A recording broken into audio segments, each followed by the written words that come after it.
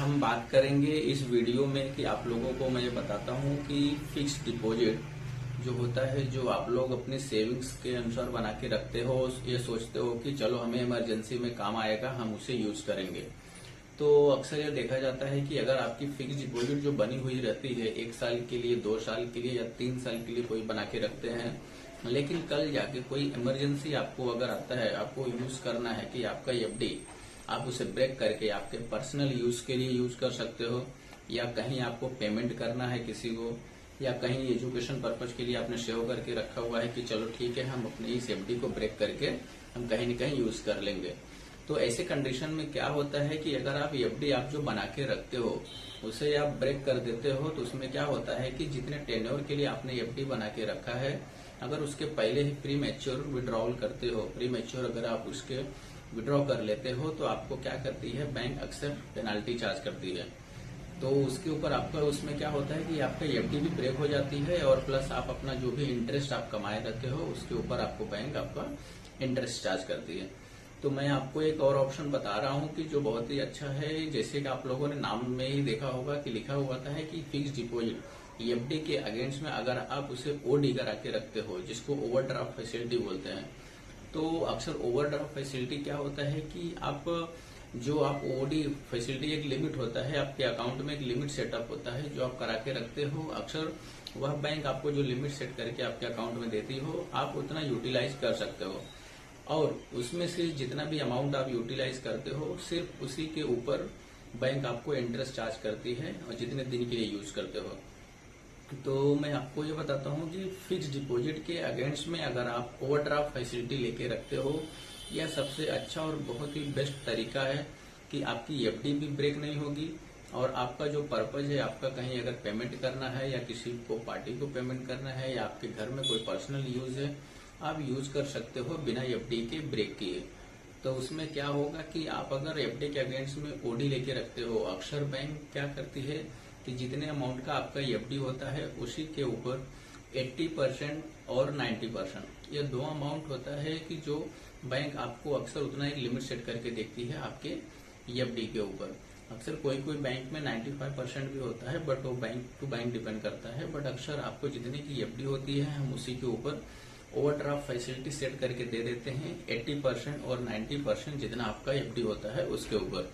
तो उससे क्या होता है कि कल अगर आपको समझो कोई इमरजेंसी पड़ा या आपका पर्सनल यूज के लिए आपको यूज करना है उस फंड को,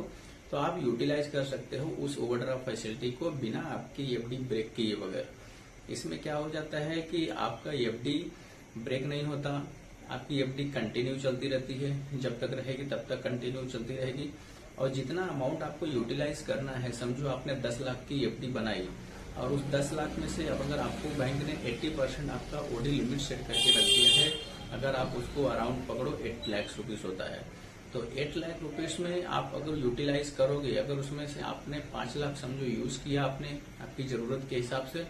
तो 5 लाख रुपए के ऊपर ही बैंक आपको इंटरेस्ट चार्ज करती है, और जितने दिन के लिए आप यूज करते हो उतने ही दिन के लिए वो इंटरेस्ट चार्ज करती है बैंक। तो इसमें बेनिफिट यह है कि आपकी एफडी भी एक साइड बनी हुई है, आपकी एफडी भी बनी हुई है, प्लस आप वहां पे ये ओवरड्राफ्ट फैसिलिटी जो आपने सेट करा के रखी हुई है 80% जो 8 लाख रुपए है, उसमें से आपने 5 लाख रुपए यूज कर रहे हो, तो बैंक सिर्फ उसी 5 लाख रुपए पे ही आपको इंटरेस्ट चार्ज करती है। अब आपके मन में यह सवाल आ रहा होगा कि बैंक कितना चार्ज करती है अगर मैं ओडी फैसिलिटी लेता हूं तो उसका भी डाउट आपका मैं क्लियर कर देता हूं। देखिए, अगर आपकी जो एफडी जो फिक्स डिपॉजिट है, जो आपकी एफडी चल रही है, समझो अगर 7.5% में है, 7.5% में अगर आपकी एफडी समझो चल रही है, तो बैंक क्या करती है इसके ऊपर 1% और 2% बैंक टू बैंक डिपेंड करता है, आपको यह इंटरेस्ट एक्स्ट्रा बैंक आपको चार्ज करती है। अगर आपकी एफडी 7.5 में है, तो अगर 1% पकड़ोगे तो 8.5 हो जाएगा, और अगर तो इससे क्या होगा कि बैंक आपको इतना आपको सिर्फ इंटरेस्ट आपसे चार्ज करती है। एक साइड आपकी एफडी भी बची रहेगी, प्लस दूसरी साइड आपका जो ओवरड्राफ्ट फैसिलिटी आपने लेके रखा हुआ है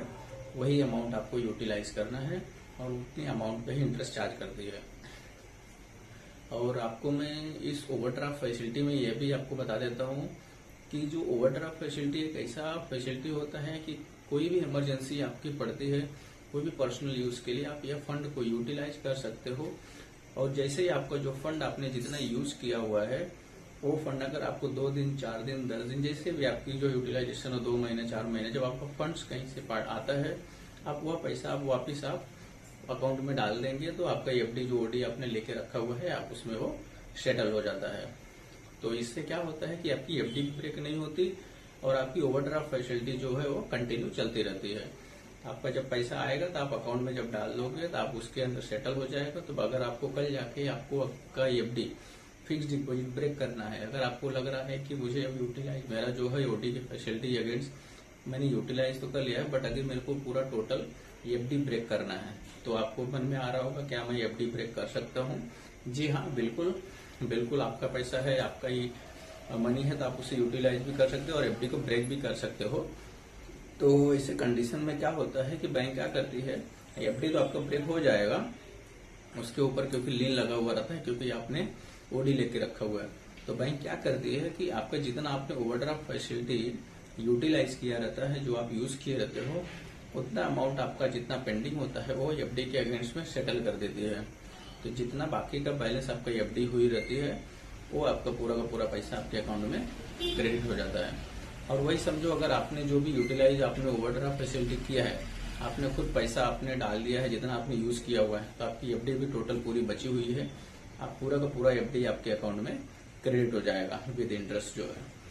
तो ये होती है कि एफडी और ओडी, तो एफडी के अगेंस्ट में ओडी। तो होप करता हूं कि आप लोग इस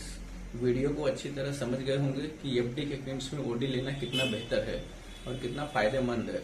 तो आपने ये लिया होगा, आप आगे भी अगर आपके नजर में आ रहा हो कि अगर आपने एफडी करके रखा हुआ है, आपका ही पैसा, आप सोच रहे होगे कहीं ना कहीं मेरा पैसा अगर पड़ा हुआ है तो मैं उसे